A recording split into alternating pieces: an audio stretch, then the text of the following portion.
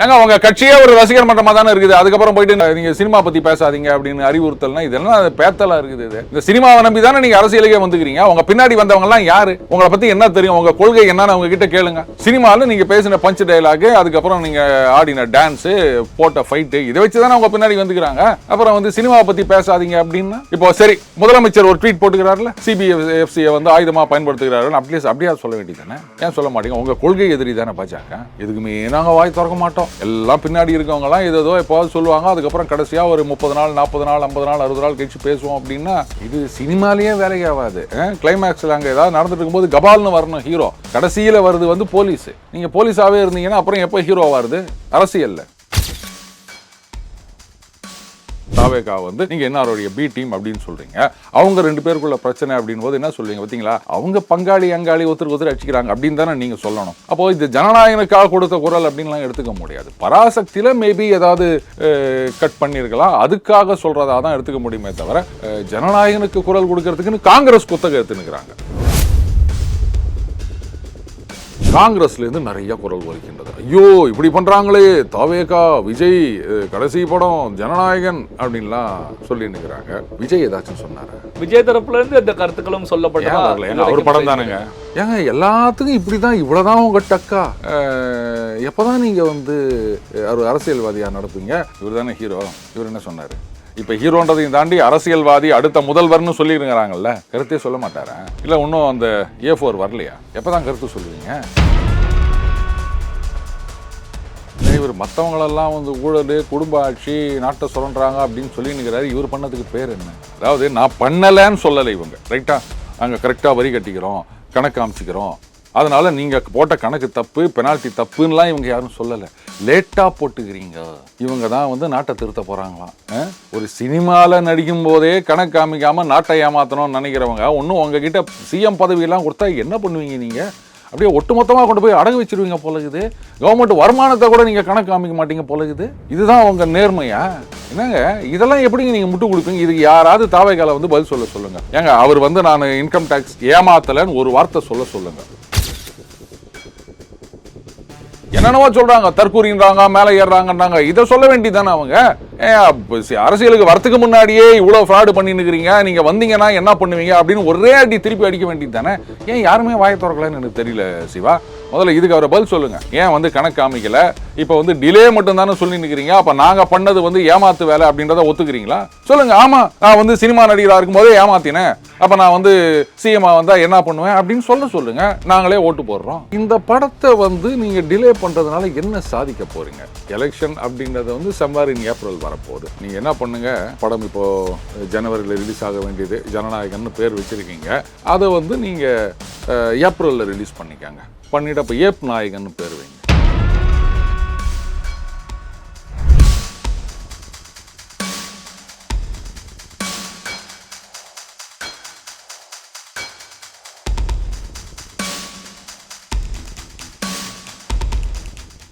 Real one நண்பர்கள், உறவுகள் அனைவருக்கும் வணக்கம். இன்று நம்மோடு இருப்பவர் டெய்லி பஞ்ச் அருண் அவர்கள். வணக்கம் சார்.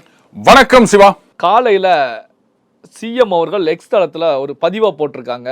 அதாவது சிபிஐ, இடி, ஐடி இந்த வரிசையில் இப்போ சென்சார் போர்டும் இணைந்து விட்டது. அதாவது ஒன்றிய அரசு இப்போ சென்சார் போர்டையும் புதிய ஆயுதமாக பயன்படுத்துகிறது, கடுமையான கண்டனம் அப்படின்னு போட்டிருக்காங்க. இதை எப்படி பார்க்குறீங்க? அதாவது சர்டிஃபிகேட் கொடுக்கறதுக்கு தாமதமாக இருக்கு அப்படின்னா ரிலீஸ் ஆயிடுச்சுன்னு நினைக்கிறேன்ல பராசக்தி படம். பராசக்தி ரிலீஸ் ஆயிடுச்சு. ஜனநாயகன் தான் ரிலீஸ் ஆகல. ஜனநாயகன் 21ஆம் தேதி கோர்ட்டில் தள்ளி வச்சிருக்காங்க. ஒருவேளை ஜனநாயகனுக்காக ஜனநாயக முறையில் வந்து குரல் கொடுக்குறாரோ? பராசக்தி தான் ரிலீஸ் ஆயிடுச்சுல, அப்புறம் என்ன பிரச்சனை? அது ஏதாவது கட்டு என்னது மியூட்டு அப்படின்னு ஏதாவது சொல்லியிருப்பாங்க. வழக்கமாக எல்லா படத்துலையும் நடக்கிற விஷயம்தான் அது. சரி, சென்சார் போர்டை வந்து இப்போ ஒரு ஆயுதமாக பயன்படுத்துகிறார்கள் அப்படின்னு சொன்னால், சென்சார் போர்டில் சர்டிஃபிகேஷன் வாங்கின்னு வந்த படத்தையே வெளியிடக்கூடாதுன்னு நாமெல்லாம் சொல்கிறோமே, அப்போ அது என்ன விதமான ஆயுதம்னு எனக்கு சொல்லுங்கள். கேரளாவில் ஒரு படம் வந்து டேம் 999 அது அங்கே ரிலீஸ் பண்ணாங்க, இங்கே நம்ம ரிலீஸ் பண்ணக்கூடாது அப்படின்னும். அதே மாதிரி அந்த காஷ்மீர் ஃபைல்ஸு, கேரளா ஃபைல்ஸுன்னு சில படங்கள் வந்தது, அதுக்கும் வந்து எதிர்ப்பு வந்தது. பட் எவென்ச்சுவலி ரிலீஸ் ஆச்சுன்னு வச்சுக்காங்க. அப்போ அதுக்கு என்ன ஆயுதம்னு நீங்கள் சொல்லுவீங்க? சென்சார் போர்டில் சர்டிஃபிகேஷன் கொடுத்துட்டாங்க. ஒரு படம் வந்து இல்லைங்க சர்டிஃபிகேட் கொடுத்தது தப்பு, இதில் என்னென்ன மாதிரிலாம் அப்ஜெக்ஷனபிள் சீன்ஸ் இருக்குது, வசனங்கள் இருக்குது அப்படின்னு நினச்சிங்கன்னா கோர்ட்டுக்கு போங்க. அந்த படத்தை தடை பண்ணணும்னு சொல்லுங்கள்.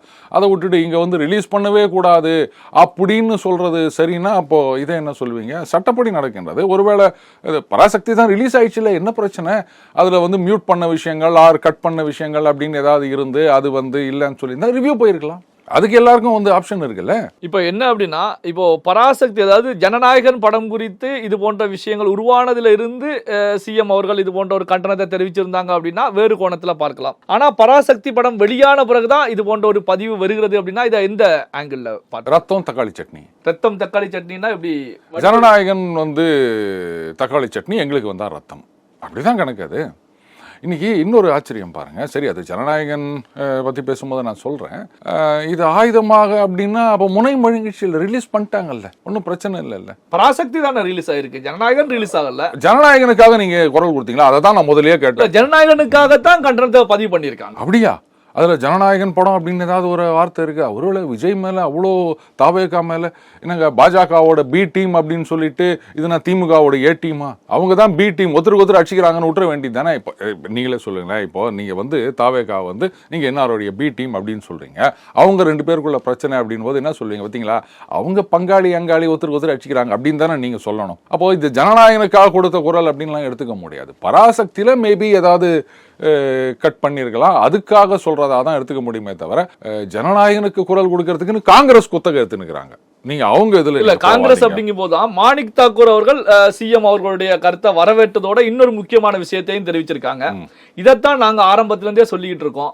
ஆனா திமுகவுடைய ஐடி விங்ஸ் வந்து எங்களை கட்சியை கூட்டணியை விட்டு வெளியேறுங்க அப்படிங்கிற கருத்துக்களை தான் ஐடி விங்ஸ்ல இருக்கக்கூடிய மேதாவிகள் தெரிவிச்சுக்கிட்டு இருக்காங்க. பட் ஆனா இப்ப சிஎம் சொன்ன விஷயம் வந்து அதைத்தான் நாங்க சொல்றோம், அதை வந்து வரவேற்கிறோம் அப்படின்னு சொல்லி தெரிவிச்சிருக்காங்க. அவங்க ஜனநாயகனுக்கு சொல்றாங்க, இவரு பராசக்திக்கு சொல்றாரு. யாருக்கு சொல்றீங்கன்னு ஒரு விஷயம் இருக்குது இல்லைங்க.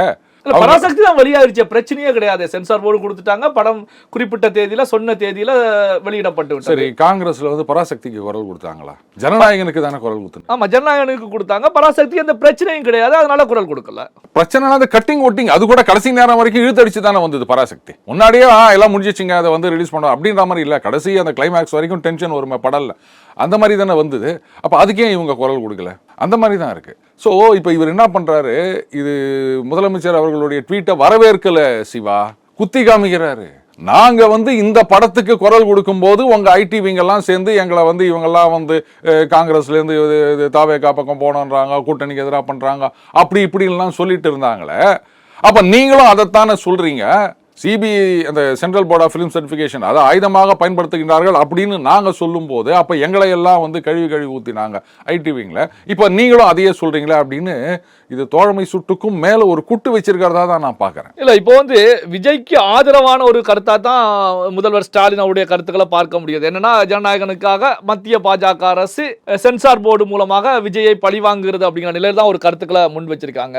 அப்போ இது போன்ற கருத்துக்களை இப்போ முதல்வர் அவர்கள் முன்வைக்கிறாங்கன்னா இதனுடைய பின்னணி, அரசியல் பின்னணி அதுதான் நான் கேட்கிறேன். அவங்க தான் பாஜகவோட பி டீம் ஆச்சு, அவங்க ஒருத்தருக்கு அடிச்சுக்கிட்டமே. இது ஜனநாயகனுக்காக இந்த ட்வீட் போட்டிருக்காரா அப்படின்னு எனக்கு சந்தேகம். நான் அதை வந்து அதில் எக்ஸ்பிளிசிட்டா ஜனநாயகன் இருந்தா மட்டும்தான், நான் அதை பார்க்கல அந்த ட்வீட்டை, அது எக்ஸ்பிளிசிட்டா ஜனநாயகன் இருந்தா மட்டும்தான் வந்து நீங்க அது ஜனநாயகனுக்காக குரல் கொடுத்ததுன்னு சொல்லலாம். மற்றபடி பராசக்தி அது டிலே பண்ணி கொடுத்தாங்க அப்படின்ற குரல். அதனால தான் மாணிக் தாக்கூர் வந்து சரியா வந்து சொல்லியிருக்காரு பாருங்க. நாங்க சொல்லும் போது இதே ரத்தம் தக்காளி சட்னி தான் அவர் சொல்ல வர்றாரு. புரியுதா உங்களுக்கு?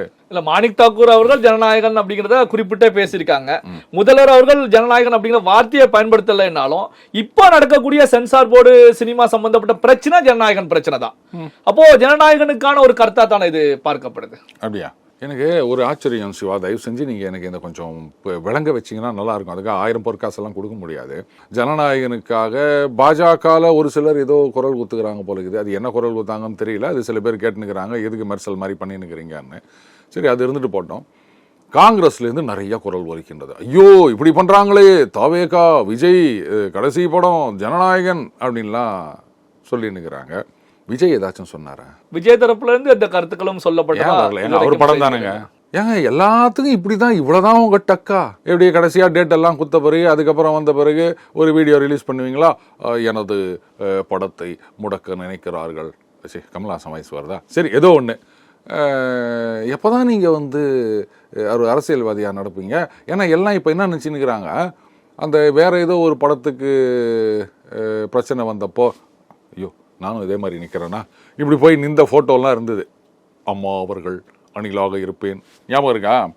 ஒருவேளை அந்த மாதிரி ஏதாவது பண்ணிடுவாரோ அப்படின்லாம் இப்போ நிறைய பேர் யோசிச்சு நிற்கிறாங்க. ஈவன் தாவேகா தொண்டர்கள்கிட்டேருந்து கூட பெரிய ரியாக்ஷன் இல்லை பார்த்தீங்களா சோஷியல் மீடியாவில்? எல்லாம் என்ன எதிர்பார்த்தாங்க, அப்படியே தொண்டர்கள்லாம் கொந்தளிச்சு போயிட்டு அட்லீஸ்ட் சோஷியல் மீடியாவாவது அவங்க எதிர்ப்பை காமிப்பாங்க அப்படின்னு நினச்சா ஒன்றுமே இல்லை. காங்கிரஸில் தான் கதறி நிற்கிறாங்க.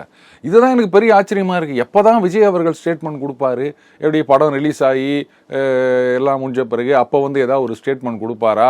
அரசியல்னா டக்கு டக்கு டக்கு டக்குன்னு.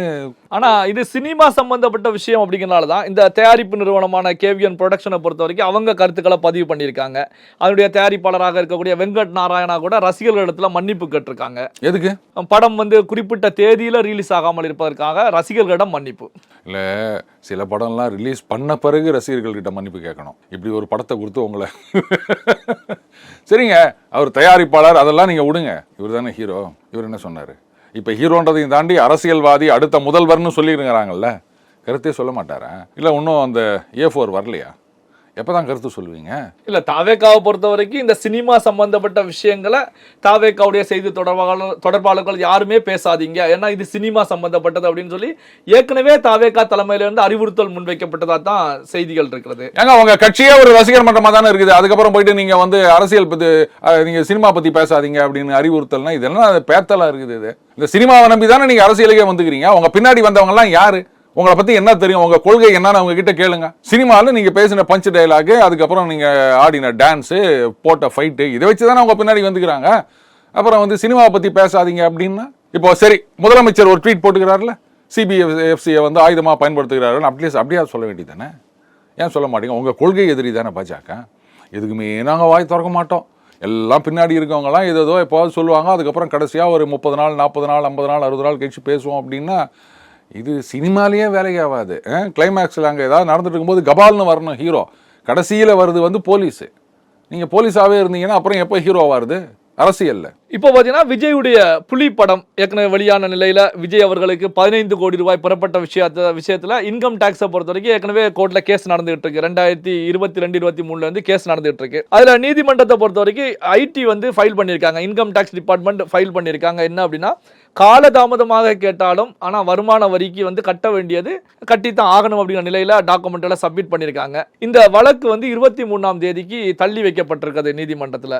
இதை எப்படி பார்க்குறீங்க? இல்லை, இவர் மற்றவங்களெல்லாம் வந்து ஊழல், குடும்ப ஆட்சி, நாட்டை சுரண்டுறாங்க அப்படின்னு சொல்லினுக்கிறாரு. இவர் பண்ணதுக்கு பேர் என்ன?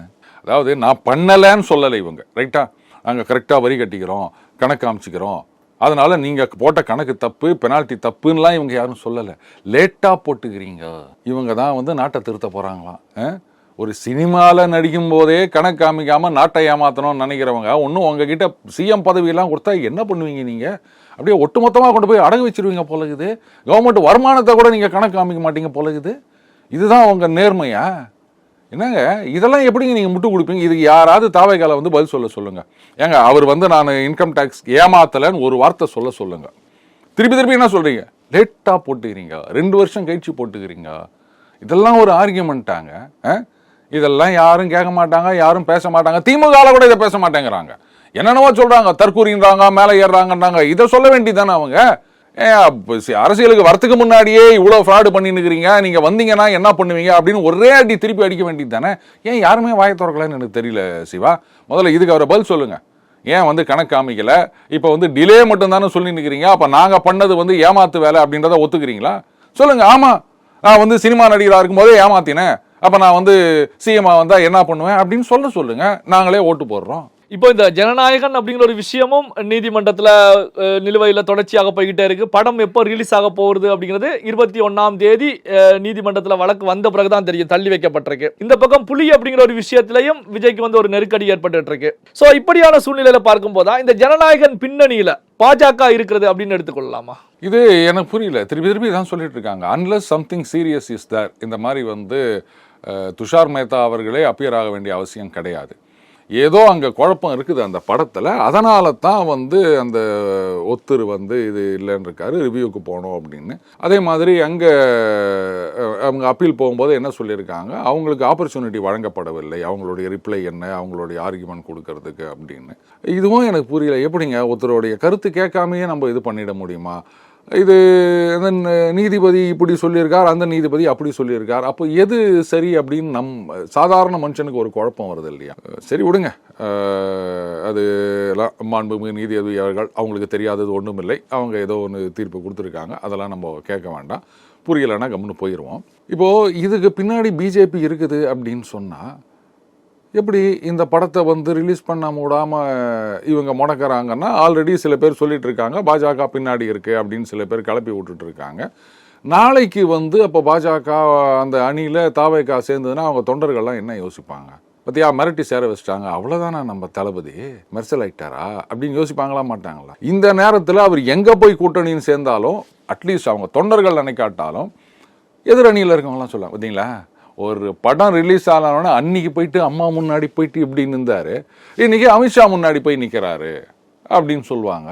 அப்போ அந்த ஹீரோ அப்படின்ற அந்த பெடஸ்டல்லேருந்து டேமேஜ் ஆகி சர்ன்னு கீழே வந்துடுவார். செகண்ட் ஹீரோ தேர்ட் ஹீரோ அப்படின்ற மாதிரி ஆயிரும். இதுக்கு பின்னாடி பாஜக இருக்கிறதா நான் நினைக்கல. அந்த படத்தில் என்னவோ இருக்கு, அதனால தான் வந்து சென்சார் போர்டு வந்து ரொம்ப இதுவாக அப்ஜெக்ட் பண்ணியிருக்காங்கன்னு தான் நான் நினைக்கிறேன். இப்போ இந்த ஜனநாயகன் விஷயத்தை பொறுத்த வரைக்கும் விஜயுடைய தாவேகா கட்சியாக இருக்கட்டும், விஜயுடைய ஆதரவாளர்களாக இருக்கட்டும், இவங்களை பொறுத்த வரைக்கும் பாஜக திமுக ரெண்டு கட்சியுமே பாரபட்சம் இல்லாமல் பின்னணியில் இருப்பதாகத்தான் விமர்சனங்களை முன் வச்சுக்கிட்டு இருக்காங்க. பாஜக இருக்கிறது அப்படிங்கிற கருத்துக்களையும் முன் வைக்கிறாங்க. திமுக பின்னணியில் இருக்கிறது இந்த பராசக்தி விஷயத்து படத்தின் மூலமாக திமுக இருக்கிறது அப்படிங்கிற கருத்துக்களையும் முன் வைக்கிறாங்க. திமுக பாஜக கூட்டணி சேர்ந்து விஜய்க்கு இது போன்ற ஒரு நெருக்கடியை கொடுக்கிறது அப்படிங்கிற கருத்துக்களும் ஒரு பக்கம் பின்னணியில் முன்வைக்கப்பட்டு கொண்டுதான் இருக்கிறது. இதை எப்படி பார்ப்பது ஒரு சாமானிய மக்கள்? சிவா, ஏன் அதிமுக ஒட்டும் விட்டாங்கன்னு தெரியல. ஒருவேளை வந்து பாஜகலேருந்து கைட்டி விட்டு அதிமுகவோட சேர்ந்துக்கலாம் அப்படின்றதுனால இதன் பின்னணியில் அதிமுக அப்படின்ற வார்த்தை வரலையா, அது எனக்கு தெரியல. இப்போ இந்த படத்தை வந்து நீங்கள் டிலே பண்ணுறதுனால என்ன சாதிக்க போகிறீங்க? எலெக்ஷன் அப்படின்றத வந்து சம்வேர் இன் ஏப்ரல் வரப்போகுது. இது கூட நான் சொல்லியிருந்தேன், நீங்கள் என்ன பண்ணுங்கள், அந்த படம் இப்போது ஜனவரியில் ரிலீஸ் ஆக வேண்டியது, ஜனநாயகன்னு பேர் வச்சுருக்கீங்க, அதை வந்து நீங்கள் ஏப்ரலில் ரிலீஸ் பண்ணிக்காங்க. பண்ணிவிட்டு அப்போ ஏப் நாயகன் பேர் வைங்க. ஏன்னா ஜனவரியில் ரிலீஸ் ஆனால் ஜனநாயகன், ஏப்ரலில் ரிலீஸ் ஆனால் ஏப் நாயகன். கரெக்டாக இருக்கா? ஏப்புனா நீங்கள் மனுஷ குரங்கெல்லாம் கேட்காதீங்க, அது வந்து மாதத்தின் பெயர் அப்படின்னு வச்சுக்கோங்க. அது மட்டும் இல்லை, அவங்க என்ன நம்பின்னு இருக்காங்க, இந்த படத்தை பார்த்த உடனே இது வரைக்கும் விஜய் ரசிகர்கள் மட்டும் இல்லாமல் படத்தை பார்க்குற அத்தனை பேரும் அப்படியே வந்து தாவேக்காக ஓட்டு போட்டுருவாங்க அப்படின்னு நினச்சி இந்த படத்தை தான் பெருசாக நம்பிட்டு இருக்காங்க தாவேக்கால. புரியுதுங்களா? இந்த படத்தை வச்சு தான் இன்னும் தமிழகத்திலே ஆட்சியை பிடிக்க போகிற மாதிரி, இந்த மாதிரி தான் நிறைய பேர் சொல்லி தெரிஞ்சாங்க அப்படின்னா மாதிரி தான் இருக்குது எனக்கு. அப்போது இந்த படம் இப்போ வந்ததுன்னா ஏப்ரல் வர நேரத்துக்குள்ளே மறந்து போயிடும் சிவா. எவ்வளோ நேரம் ஞாபகம் வச்சுருப்பாங்க, அதுக்குள்ளே வேறு படம் வந்துடும். அதனால் ஏப்ரலில் ரிலீஸ் பண்ணிட்டு போங்களேன். இந்த படத்தை முடக்குவதனால எந்த விதமான புரோஜனமும் கிடையாது, இதை டிலே பண்ணுறதுனாலையும் எந்த புரோஜனமும் கிடையாது. புரியுதுங்களா? சொல்லப்போனால் இன்னும் கொஞ்சம் தள்ளி போட்டிங்கன்னா இவங்க நினைக்கிற மாதிரி அட்வான்டேஜ் அப்படின்றது எலெக்ஷனுக்கு இன்னும் கிட்ட வரும்போது அதிகமாக தானே இருக்கும். இல்லை, இப்போ பொங்கல் அப்படிங்கிறது தொடர்ச்சியாக ஹாலிடேஸ் லீவுகள் இருக்கக்கூடிய டைம். இந்த நேரத்தில் படம் வெளியாகும் போது மக்கள் பார்ப்பதற்கு, ரசிகர்கள் பார்ப்பதற்கு வந்து ஒரு லீவு கிடைக்கும். இப்போ ஏப்ரல் அப்படின்னு சொல்லும்போது தேர்தல் நெருங்கக்கூடிய சமயத்தில் இந்த படம் ரிலீஸ் ஆகி பெருமளவு ரசிகர்கள் தியேட்டர்கள் வந்து பார்ப்பாங்களா அப்படிங்கிற கேள்வி இருக்குல்ல சார்? ஒரு கமர்ஷியலாக பார்க்கும்போது அந்த லீவு விடுமுறையை கால்குலேட் பண்ணி தானே படங்கள் வெளியாகும். இப்போ இந்த கூட்டத்துக்கு காலேஜ் எக்ஸாமு நீ என்ன அப்படின்னு சொல்லிட்டு நான் வந்தேன் அப்படின்னு சொன்னவங்கள பார்த்துருக்கோம் இல்லையா? ஐசியூவில் விட்டுட்டு வந்திருக்கேன் அப்படின்னு சொன்னவங்கள பார்த்துருக்கோம் இல்லையா? எங்கள் குடும்பத்தில் 9 பேர் ஓட்டு போடலன்னா என்ன பண்ணுவேன்னு சொன்னதை பார்த்துருப்போம் இல்லையா? அதனால் இது லீவு இல்லைன்றதெல்லாம் ஒரு சாக்கே கிடையாது. ஏன் அப்போ அந்த மாதிரி பொங்கல், தீபாவளி, விடுமுறை தவிர மற்ற நாட்களில் வந்து படமே ரிலீஸ் ஆகிறது கிடையாதா? நார்மலாக என்ன பண்ணுவாங்க, வீக்கெண்ட் ஃப்ரைடேயில் ரிலீஸ் பண்ணுறது. இது வந்து வெளிநாட்டில் இருக்க பழக்கம். அப்போது இது நம்ம ஊரில் வந்து என்றைக்கு ஒன்றாலும் ரிலீஸ் பண்ணுறதுன்னு வச்சுருந்தாங்க சிவா. எப்போ அது வந்து குட்டிச்சவராக போச்சுன்னு கேட்டிங்கன்னா, நீங்கள் வந்து இந்த டோட்டலாக ஒட்டுமொத்த சினிமா ரசிகர்களுக்கு படம் எடுக்கிறத விட்டுப்புட்டு உங்களுடைய அந்த நடிகர் ஆர் நடிகை அவங்க ரசிகர்களுக்கு படம் எடுக்க ஆரம்பிச்சிங்க பாருங்கள், அப்போலேருந்தே வந்து வேறு வழி இல்லாமல் போயிடுச்சு. அவங்கெல்லாம் வந்து மோஸ்ட்லி இந்த வேலை பார்க்குறவங்க அந்த மாதிரி குரூப்பு. இப்போ ஒரு குடும்பத்தோட முன்னாடிலாம் பெண்கள் அவங்க வந்து வேலையெல்லாம் முடிச்சுட்டு மத்தியான ஷோவுக்கு போகிறது, மேட்னி ஷோவுக்கு போகிறது அப்படின்றதெல்லாம் நிறைய இருந்தது. இப்போல்லாம் யாரும் போகிறது கிடையாது. எல்லாம் அவங்க ரசிகர்கள் மட்டும்தான். தப்போ உங்ககிட்ட வச்சுக்கின்னு நீங்கள் வந்து பொங்கல் லீவ் விடுவாங்க அப்படின்லாம் அடுத்தவங்க மேலே குறை சொல்லாதீங்க. உங்கள் படம் நல்லா இருந்ததுன்னு சொன்னால் உங்கள் ரசிகர்கள் அதை ரசிகர்கள் மட்டும் பார்த்து பிரயோஜனம் கிடையாது. அவங்க வந்து இந்த FTFS எல்லாம் போறாங்களா, இதெல்லாம் எப்போ போறாங்க? வெடிகாத்தால 4 மணிக்கு 5 மணிக்கெல்லாம் போய் நின்று நிற்கிறாங்கல்ல. இதெல்லாம் வந்து வேலைக்கு போகிறது, லீவை பற்றிலாம் அவங்க இன்னும் கவலைப்படுறாங்களா? என்னைக்கு ரிலீஸ் பண்ணாலும் போகிறாங்க. இப்போ பண்டிகை நாட்கள் தவிர மற்ற நாளில் வெள்ளிக்கிழமை அப்படின்னு மாதிரி ரிலீஸ் பண்ணுறாங்க. இப்போ வெள்ளிக்கிழமை ஒர்க்கிங் டே தானே, FTFSல போய் குவிகிறாங்கல்ல. அதனால் இந்த லீவுன்னெலாம் சொல்லாதீங்க. படம் நல்லா இருந்ததுன்னா ஓடும், எப்போ ஒன்றா வருவாங்க. நல்லா இல்லை அப்படின்னா தொடர்ந்து 10 நாள் லீவ் விட்டு நீங்கள் இதை பாருங்கள். ஏங்க, உலக தொலைக்காட்சிகள் முதல் முறையாக போட்டாலே ஸ்கிப் பண்ணிட்டு போயிடுவோம். படம் ஒழுங்காயிடுங்க, அப்புறம் மற்றவங்களை வர சொல்லலாம். பல்வேறு முக்கியமான தகவல்கள், செய்திகளை நம்முடைய உறவுகளுடன் பகிர்ந்து கொண்டதற்கு நன்றி சார். நன்றி சிவா.